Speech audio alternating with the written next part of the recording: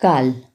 काल का सामान्य अर्थ है समय, यानी कि कोई कार्य करने या होने के समय को काल कहा जाता है।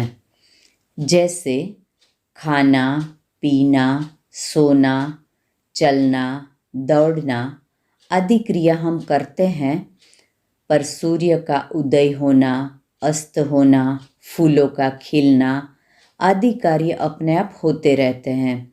ये सभी कार्य के होने के समय को ही काल कहा जाता है।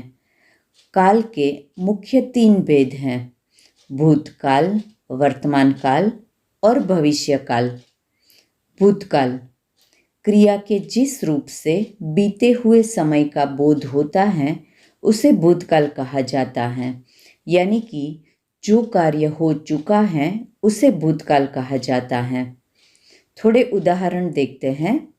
मैं बचपन में बहुत शरारती था। कल अनीता मेरे घर आई थी। नाताल के दिन हमने घर सजाया था। कल रात को मैं ठीक से नहीं सो पाई थी। कल दीपा ने सुंदर चित्र बनाया था। तो यहाँ हम देख सकते हैं कि ये सभी कार्य समाप्त हो चुके हैं, तो उसे भूतकाल कहा जाता है। वर्तमान काल क्रिया के जिस रूप से वर्तमान में चल रहे समय का बोध हो, उसे वर्तमान काल कहा जाता है। यानी कि जो क्रिया हो रही है उसे वर्तमान काल कहा जाता है। तो अब हम थोड़े उदाहरण देखते हैं। मेरी छोटी बहन नृत्य सीखने जाती है। मुझे गिटार बजाना बहुत पसंद है। पक्षी आसमान में उड़ रहे हैं। मैं एक पेंटिंग बना रही हूँ। पक्षी दाना चुग रहे हैं। तो यहाँ हम देख सकते हैं कि ये सभी क्रियाएं चल रही हैं, जिसे वर्तमान काल कहा जाता है। भविष्य काल क्रिया के जिस रूप से कार्य भविष्य में होने वाला हो ऐसा बोध प्रतीत हो, तो उसे भविष्य काल कहा जाता है।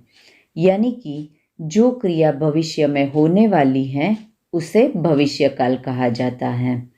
तो थोड़े उदाहरण देखते हैं। मैं बड़ी होकर डॉक्टर बनूंगी। रविवार को हम पिकनिक जाएंगे। कल हम नया पाठ सीखेंगे। मकर संक्रांति को हम पतंग उड़ाएंगे। कल बारिश होगी। तो यहाँ हम देख सकते हैं कि ये सभी क्रियाएं भविष्य में होने वाली हैं, जिसे भविष्यकाल कहा जाता है। आशा रखती हूँ काल के भेद आपको समझ में आ गया होगा। तो अब हम एक छोटा सा अभ्यास करेंगे। दादाजी अखबार पढ़ रहे हैं।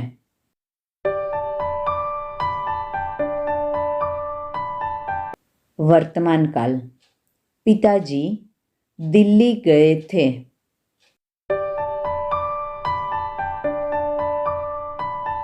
भूतकाल मैं कल नए कपड़े खरीदूंगी।